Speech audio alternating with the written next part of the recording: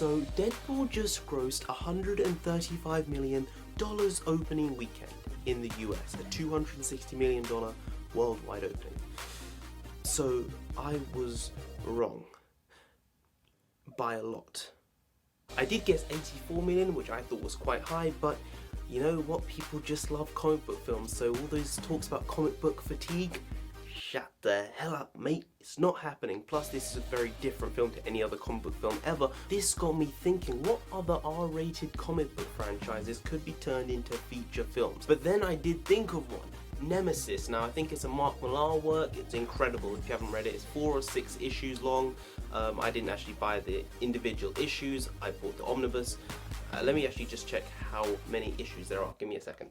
So there are actually 4 issues to it. I'll put a link to the omnibus in the description below because it's just that good of a comic book if you are of age, because it is severely heavy and R-rated. But I do know that Warner Brothers are moving forward with it. They're in pre-production of it, even maybe in pre-production.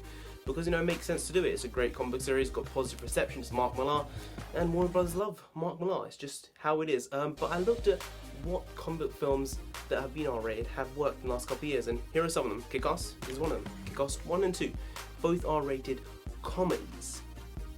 Deadpool, an R-rated comedy.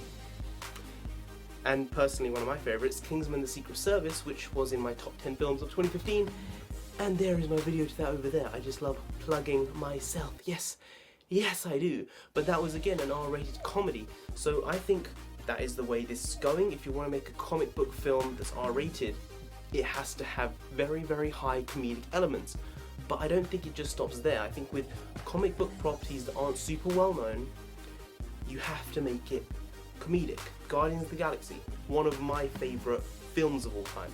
In my top 10 favourite films of all time, it's a 10 out of 10 film for me. It is my favourite comic book film of all time. And with that came characters that the general public, most people didn't know. Of course now Star-Lord is a beloved character. Drax is in the mythos of the MCU completely. And, well, I love Groot.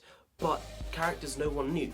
With Ant-Man, it was a character no one knew, but it was successful. Not just successful, but it was a comedy again. And with Deadpool, it was a comedy. R-rated film. So I think that's a trend for lesser known properties and R-rated comic book films to be leaning towards comedies. That's why I don't really see a Punisher, Daredevil, Elektra, Spawn, any of those happening in that ilk, in that way that would be monetarily successful for studios personally. But that's just me. Let me know what you think down below, guys. And if you did enjoy this video, please do like, share, comment and subscribe to the channel down here. If you didn't, then who knows, maybe Deadpool is going to come slice you into some chimichangas, or he'll slice off your chimichanga. And ladies, if you don't have a chimichanga, then I don't even know what he's going to do.